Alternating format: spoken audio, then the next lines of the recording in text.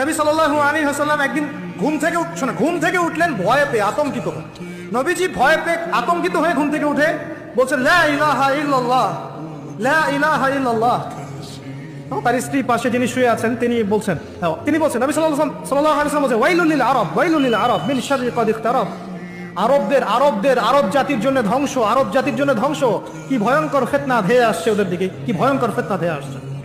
এবং তিনি হাতের ইশারা করে দেখালেন এইভাবে যে আজকে নবীজি বলছেন 1400 বছর আগের কথা, 1445 বছর আগের কথা, 1445 বছর আগে নবীজি বলেছেন আজকে, ওই সময় আজকে ইয়াজুজ আর মাজুজের যে দেয়ালের কথা মনে আছে?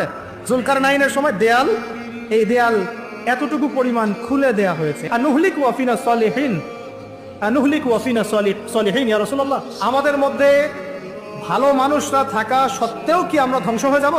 আপনি যে বলছেন ওয়াইলুল লিল আরব, আরবদের জন্য ধ্বংস।